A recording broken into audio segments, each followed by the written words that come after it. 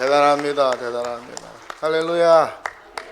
이 제기동 이 척박한 땅 시장 주변에서 이렇게 영광스럽고 또 아름다운 찬양이 오케스트라와 함께 연주되고 울려 퍼지게 된 것은 하나님의 은혜요 영광인 줄 믿습니다. 하나님께서 성탄주일에 아기 예수님과 더불어서 홀로 영광 받으신 줄 믿습니다. 한 번 더 감사와 영광의 박수 한번.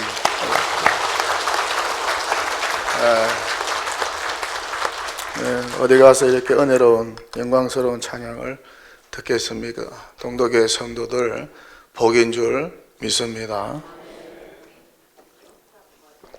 오늘은 교회 원력으로 성탄 주일입니다. 내일은 성탄절이고요. 그래서 여러분한테 넌센스 퀴즈를 하나 드리겠습니다. 맞춰보시기 바랍니다. 반성문이 있죠, 반성문. 학교에서 선생님한테 야장 맞으면은 한 번씩 쓰는 반성문이 있죠. 그 반성문을 영어로 뭐라고 하는 줄 아세요? 반성문을 영어로 뭐라고 할까? 넌센스 퀴즈라고 그랬어요. 글로벌. 귀 있는 자는 들을지어다 그랬어요. 자, 맞추신 분은 오늘 제가 선물을 드리겠습니다. 예배 후에 식사를 접대하겠습니다. 친교실 가셔가지고 무료로 제 이름 대시고 드시기 바랍니다. 오늘은 성탄주일이면서 성탄절 이브입니다. 또 내일은 성탄절입니다. 그래서 오늘 주일 설교와 내일 성탄 새벽과 낮 설교는 이 성탄 시리즈로 말씀을 전하겠습니다. 그래서 내일 성탄절 새벽 5시에 예배 있죠? 또 내일 성탄절 오전 몇 시? 9시. 또 몇 시? 11시에 있습니다. 우리 산부 예배자들은 한 분도 빠짐없이 목자들처럼 동방박사들처럼 내일 새벽 5시에 나오시고 낮에는 9시나 11시 예배 중에 택하여서 한 예배 나오셔서 성탄절의 예배를 통해서 하나님께 영광 돌리시고 아기 예수 탄생을 축하하시기 바랍니다. 여러분 잔치집에 생일 잔치집에 몸이 가야지 최고의 부조입니다. 돈만 갖다 주는 사람은 그거는 부조가 아니에요. 반밖에 안 되는 건 몸이 가야 돼. 몸이 나타나는 게 최고의 부조니까 성탄절 내일 새벽 5시 또 낮 예배 9시나 11시 예배에 꼭 나오셔서 예배를 통해서 하나님께 영광 돌리시고 아기 예수 탄생을 축하하시기 바랍니다. 그리고 오늘 예배 후에는 성탄주일인 관계로 설교 후에 스킷 드라마가 있습니다. 한 12, 13분을 하기 때문에 제가 설교를 오래 할 수가 없어요. 그래서 설교 원고에 1부, 2부 때는 앞부분만 이렇게 했습니다. 50분까지.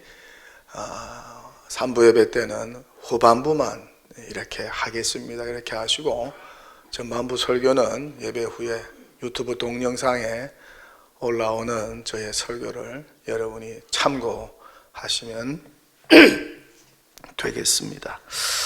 오늘 말씀 보니까 요셉이 자기와 동침도 하지 않았는데 종언녀 마리아가 임신한 일로 인하여서 헤어지려고 합니다. 파혼하려고 합니다. 조용히 소문내지 않고 끊으려고 합니다. 그런데 어떤 일이 벌어집니까? 주의 사자가 요셉에게 나타나서 꿈으로 나타나서 천사겠죠. 가브리엘 천사가 아닐까 나타나서 마리아가 다른 남자와 동침하여서 임신한 것이 아니고 성령으로 하나님의 은혜로 성령으로 잉태된 것을 알려줍니다.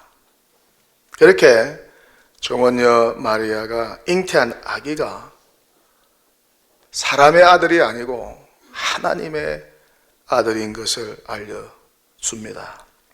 그 아기가 그리스도요 메시아요 구원자며 임마누엘 하나님인 것을 알려줍니다. 이 소식을 듣고 이 이야기를 꿈에서 듣고 요셉이 어떻게 합니까? 즉각 순종하여 임신한 마리아를 데려왔습니다. 그리고 어떻게 합니까? 저 북쪽 갈릴리 나사렛에서 저 남쪽 유대 땅 베들레헴으로 갑니다. 거리가 멀어요. 이때는 어떻습니까? 유대를 통치하던 로마 황제 아우구스토스가 호정령을 내렸습니다. 전 국민에게, 로마 제국 내에 있는 모든 나라 민족에게 호적령을 내렸습니다. 이 모두가 호적하러 고향으로 가야 했습니다. 나라 명령입니다. 그렇게 마리아의 정혼남 요셉도 고향으로 갑니다. 고향이 어디였습니까? 나사렛에서 살았지만은 고향은 어디였습니까? 베들레헴이었습니다. 그는 다윗의 후손입니다. 다윗 왕도 베들레헴에서 태어났어요. 그렇게 다윗의 후손인 요셉이 임신한 자신의 정혼녀 마리아를 데리고 고향으로 갑니다. 먼 길입니다. 마리아의 해산날도 다가옵니다. 마리아의 몸은 무겁고 지치고 힘듭니다. 임신하고 출산한 여인들은 다 알 거예요. 그런데 또 어떻습니까? 베들레헴에 도착해 보니까 여관에 있을 방이 없었어요. 동일한 기사를 다루고 있는 누가복음에서는 여관에 있을 곳이 없다, 여관에 있을 곳이 없었다고 기록하고 있습니다. 그래서 어떻게 하나요? 구유에서 지냈다고, 구유에서 마리아가 아기 예수를 낳았다고, 구유에서 아기 예수가 탄생했다고 성경은 기록하고 있습니다. 누가복음 2장 7절입니다. 첫 아들을 낳아 강보로 사서 구유에 누였으니 이는 여관에 있을 곳이 없음이라라. 이는 여관에 있을 곳이 없음이라. 그렇게 성경은 기록하고 있습니다. 예수 그리스도의 나심이 이렇게 초라했어요. 볼품이 없었어요. 가난했습니다. 힘이 없었습니다. 환영받지 못했어요.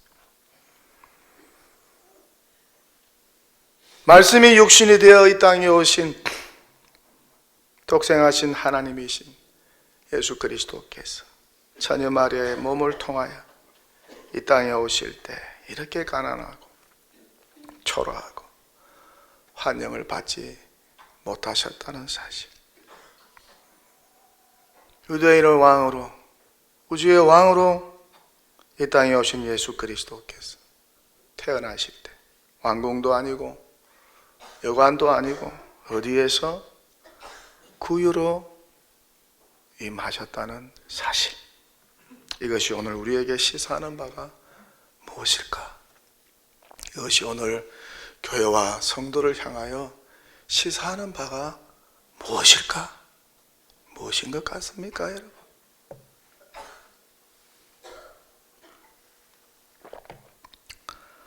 혹시 가난에 처해 보셨나요? 혹시 사람들에게 왕따를 당해 보셨습니까? 환영받지 못해 본 적이 계십니까? 혹시 사는 것이 볼품이 없어서 남들 보기에 부끄럽고 수치 가운데 계셨거나 그렇게 살고 계신 적이 있었습니까? 오늘 이 사실로 유대인의 왕이신, 우주 만물의 왕이신 아기 예수께서 구유로 임하셨다는 사실에 위로받으시기 바랍니다. 우리 가운데 구유에서 출생한 분이 있습니까?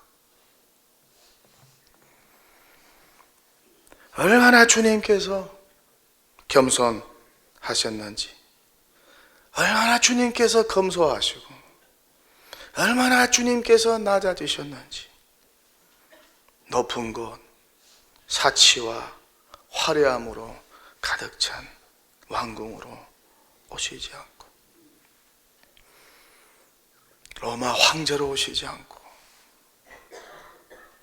구유로 오신 아기 예수, 낮고 천한 곳에 임하신 예수, 로마의 속국으로 인하여서 고통받고 있는 유대 백성들 가운데 임하신 예수,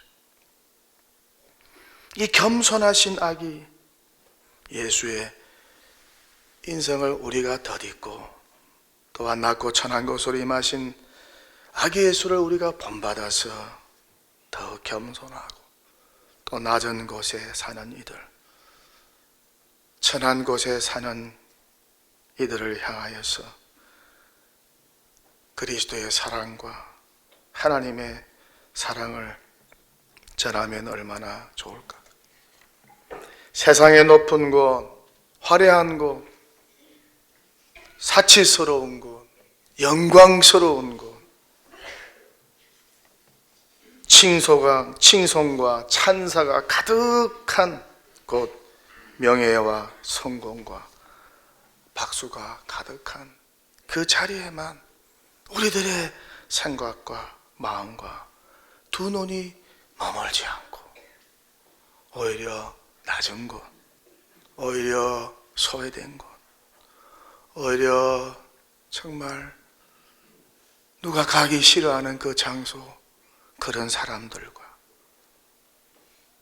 그들에게 관심을 가지고 그들과 관계를 맺고 사는 교회, 그들과 관계를 맺고 그리스도의 사랑을 전하며 살아가는 성도가 되면 얼마나 좋을까. 성경은 예수 그리스도의 낮아지심과 겸손을 이렇게 기록하고 있습니다. 그는 근본 하나님의 본체시나 하나님과 동등됨을 취할 것으로 여기지 아니하시고, 오히려 자기를 비워 종의 형체를 가지사 사람들과 같이 되셨고, 사람의 모양으로 나타나사 자기를 낮추시고 죽기까지 복종하셨으니 곧 십자가에 죽으심이라. 여러분의 십자가가 어디입니까? 동도교회의 십자가가 어디일까? 제가 동도교회 부임해서 해수로 14년째고 내년이면 15년째로 들어갑니다. 제가 동도교회 부임해서 초창기에 은혜 받은 것이 있습니다.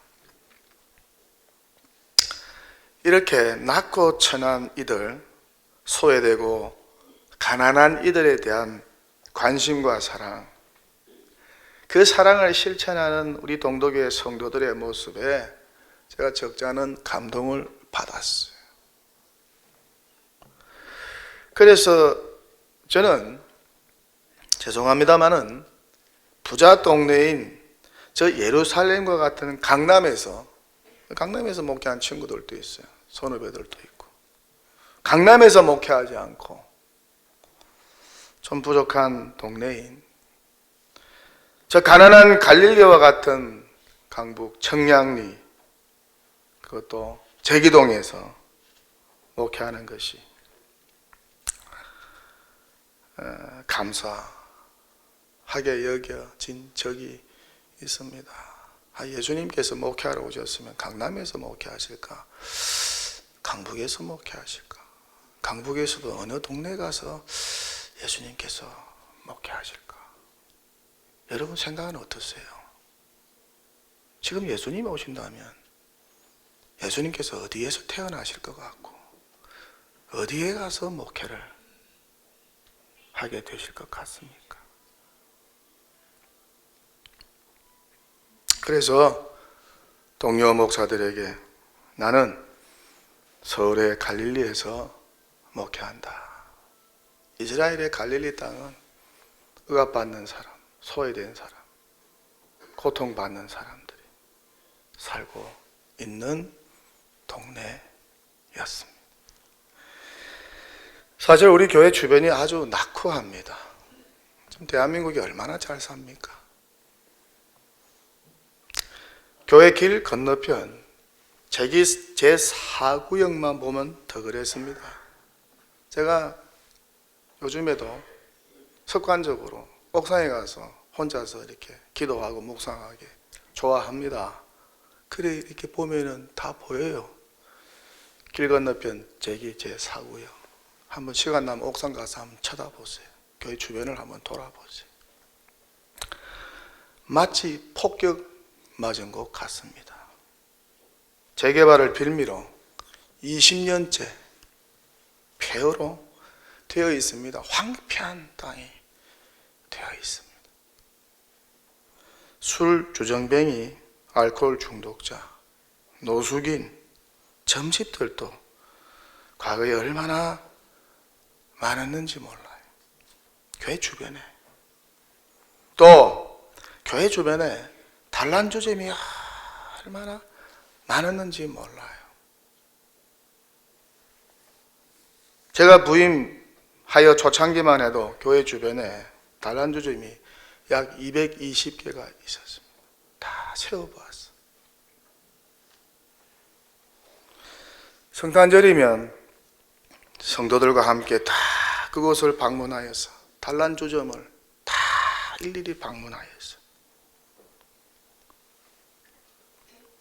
예수님의 사랑을 전하고 성탄의 소식을 전하고 교회로 초청하고 포인세트와 성탄꽃과 조그마한 선물을 나누어 드린 적도 있습니다. 그래 예수 믿고 집사된 분도 있습니다. 그분들 방문하면서 내가 깜짝 놀란 것은 그 사장님 나한테 그래. 아이고 목사님이세요. 나 어느 교회 집사입니다. 아이고 목사님이세요. 나 어느 교회 권사입니다. 깜짝 놀랐어요. 아니 집사님이, 아니 권사님이 이런 단란주점 하면 안 되는데 나 혼자서 그래 생각. 그분한테 그런 말 안 했어요. 깜짝 놀래. 단란주점 사장님들 중에도 단란주점과 연관된 직업하는 분들 중에도 교회 다니는 분들이 있고 직분 받은 분들이 있구나.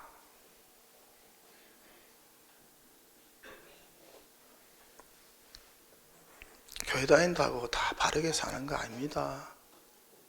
교회 다닌다고 다 거룩하게 말씀대로 사는 거 아닙니다.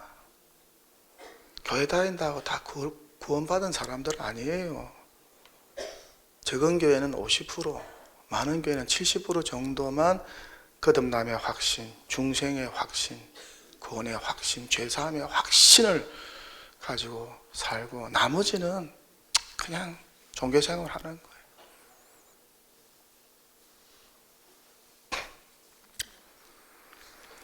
지금은 없어졌지만은 노숙인들 약 200명에게 우리 동도교회가 매 주일마다 점심을 제공했죠. 봉사하는 분들이 있었어요. 내가 가보면 참 은혜를 받습니다. 참 귀한 분들이다. 귀한 분들이다. 저런 곳에서 주일마다 와서 봉사하는 분들 참 귀한 분들이다. 함께 예배도 제공했습니다. 또 여전도의 봉사팀에서 동네에 거동이 불편하신 어르신들 목욕 봉사도 하시고 자기 부모도 아닌데 불쌍하다고 데리고 가서 목욕을 시켜줘요. 동네 목욕탕 가서. 그 아무나 못합니다, 여러분. 자기 친부모 목욕도 시키는 거, 거동이 불편한 부모 목욕 시키는 것도 그게 얼마나 힘든 일인데요. 그런 일을 여전도의 봉사팀들이 하고 있어요. 얼마나 내가 감동이 되는지. 또 교회 주변이 어려운 분들이 많아요. 길 건너는 독거노인, 소년 소녀 가장 위해서 반찬 봉사, 김치 봉사 만들어서 다 나눠주고 섬겨줍니다. 청년들은 성탄이 다가오면 첨탑 행사를 통해서 고아들과 지체장애우 등 낮은 곳에 관심받지 못하는 소외된 곳에 찾아가서 예수님 사랑 전하고 이들의 친구가 되어 주었습니다. 예수님 친구 누군지 아세요? 여러분, 예수님 친구가 누군지 아세요? 예수님이 어떤 사람들 사귄지 여러분 아세요? 그 가운데 창기들도 있었고 맞아 죽을 세리도 있었고 병자들, 힘없는 사람들.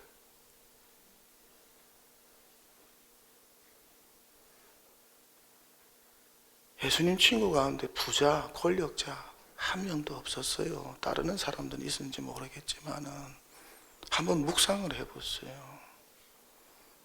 돈 많은 친구, 힘 있고 권력 있는 친구만 사귀려 그러지 마시고 좀 예수님처럼 낮은 곳에, 소외된 곳에, 힘없는 사람,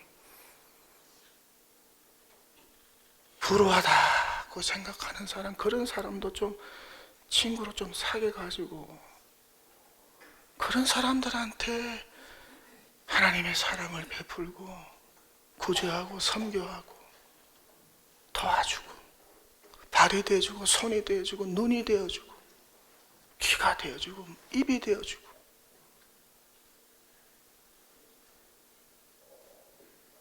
그래 내가 동덕교 통해서 이런 모습 보고 내가 엄청 은혜 받았습니다. 계속해서 이런 교회 되어지기를 축원합니다. 축원합니다. 축원합니다.